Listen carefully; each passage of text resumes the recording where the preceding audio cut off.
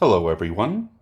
Wanted to record this quick tutorial to go over a few things in time in Concord. Mostly we're just going to be going over dynamics and places to drop bars, etc. like that. So scrolling down to the first page, as I said in the first rehearsal, you'll see in the beginning here, we're in pianissimo. And really we'll have to see what it sounds like in the concert, in the hall, in the main hall. So think of this more as starting low to give yourself some place to go. And also remember that we want to keep this light and springy, lots of air, but very tall, mature sounding vowels. And almost no vibrato. So continuing on, there is a crescendo here at the end. Let's maybe tentatively bring this up to mezzo piano as marked here for the altos and sopranos, and here for the tenors and basses. Moving on, looking here, you'll see a diminuendo. Let's just treat that as bringing it down a dynamic level to piano, not gradually, just suddenly. Scrolling down here with these fermatas with breath marks, we're going to take a good pause there. I apologize, someone's printing something right now. That's what that sound is. And then I'm going to signal you when to start. So think of this as like we did in Duncan Gray, two vertical lines between where we were stopping at those certain places. And we're back to pianissimo here. This following decrescendo here, crescendo, we're going to go up a little higher than we did the last time. So I've tentatively marked this as mezzo forte and bringing it down, not quite as slow, just back to pianissimo. And then you'll see on page 4 another diminuendo. Oops, sorry about that. Diminuendo, where we will drop it down to pianissimo or our starting dynamic. And then in the next measure on page 4, here make sure to drop the R or flip it in earth instead of earth.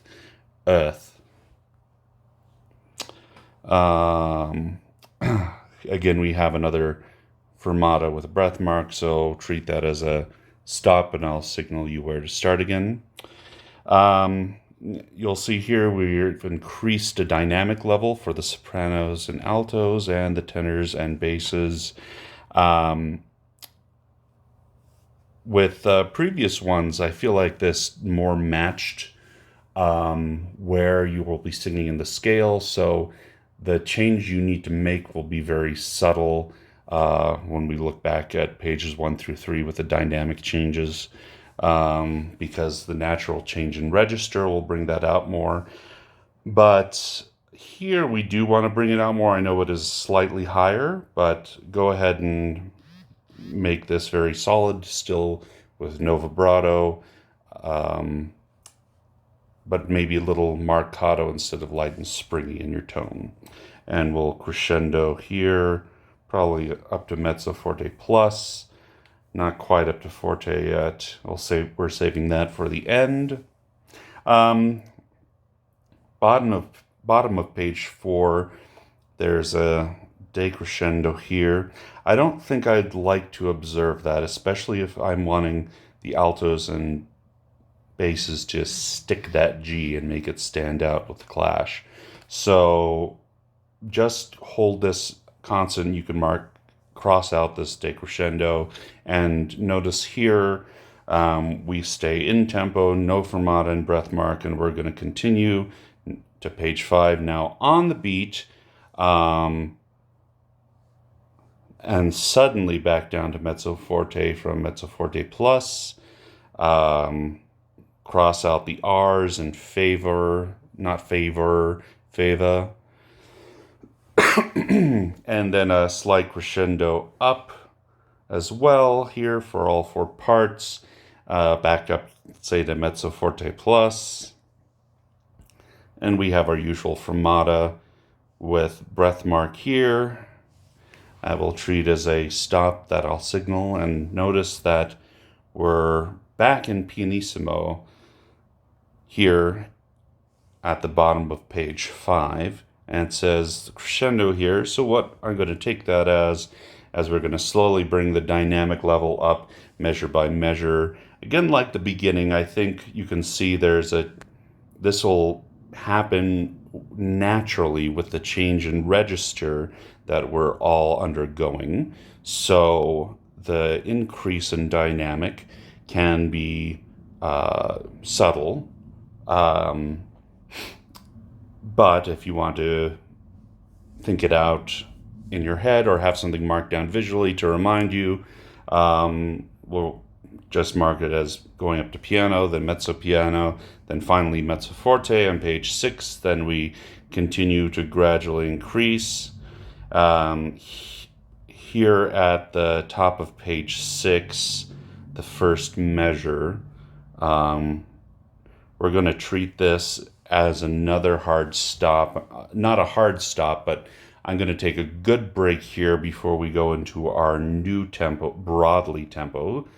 So you can mark slower right here to know that we're going to be slower, and do watch for me for the entrance. And notice here we are forte. And for these two measures, a little vibrato is fine.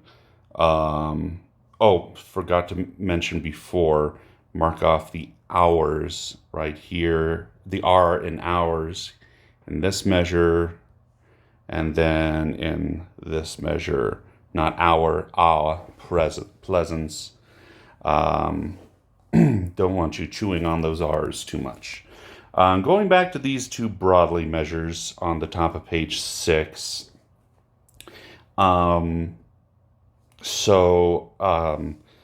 If you want to think about it this way, take all your vibrato from the rest of the song, put it in a lockbox, and then open that lockbox for these two measures.